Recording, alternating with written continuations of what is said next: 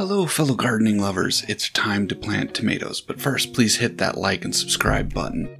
Now with tomatoes you want to plant them deep so that all the little hairs on the stem can become roots. So be sure to dig a deep enough hole so you get a real strong root mass.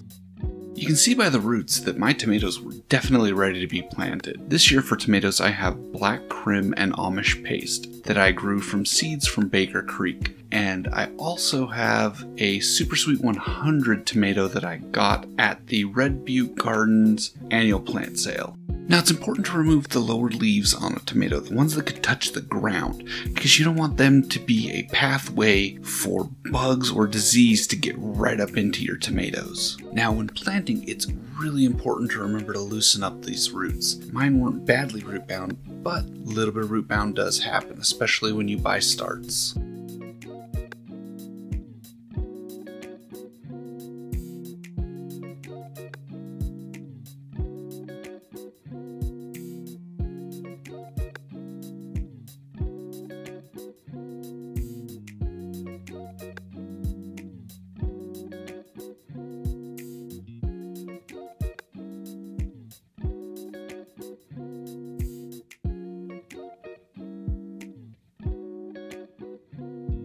This is the Super Sweet 100 start that I bought. It's fairly root bound and I had to work hard to get the roots undone, and I lost a little bit more root than I wanted, but the tomato bounced back rather well.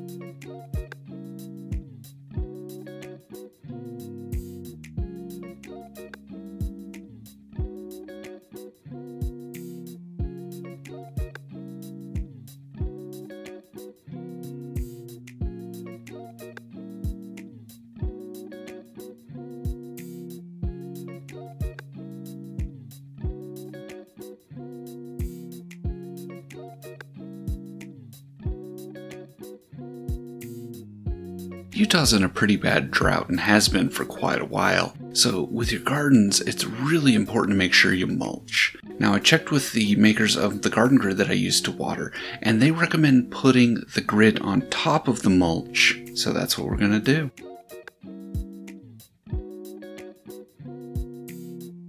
I had to level out a high spot in this raised bed before I put my mulch down. This year for mulch, I'm going to be using soil pep for the first time. I've heard good things about it, so we'll see how it does.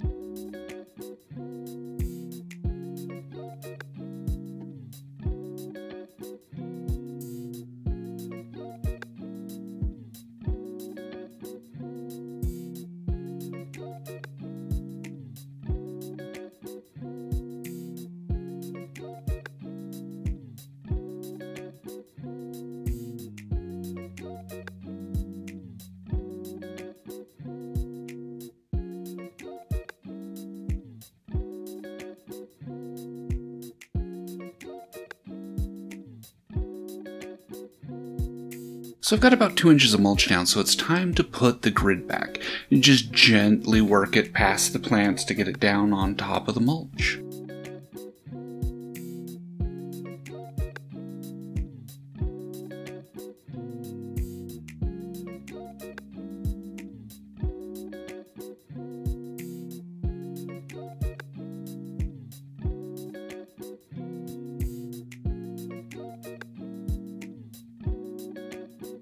So the tomatoes that I'm growing this year are indeterminate. I usually end up with indeterminate, and the tomato cages don't work very well. So I'm going to build a very big support. We're going to start with galvanized pipe that I'm going to actually attach to the raised bed. It'll give the most support, I think. And then we're going to use the string trellis method. It was recommended by Grown in New England on Instagram.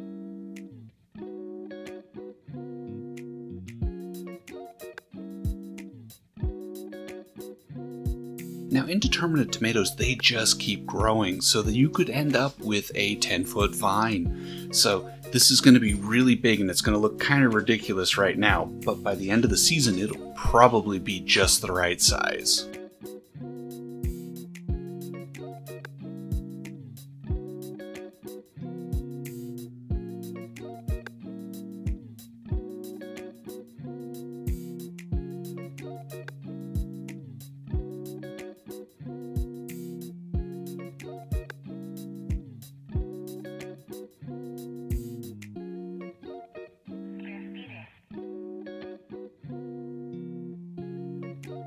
So I'd just gotten home from the Scottish festival and Kate got me a kilt. It's my first one. But I had to get back into the garden before I could even change. So with the string trellis, you have a clip up at the top and then you run the string down to the ground. And it works really well to tie the string to a landscape staple and stick that down into the ground. It's already held with some pretty heavy winds that we've had.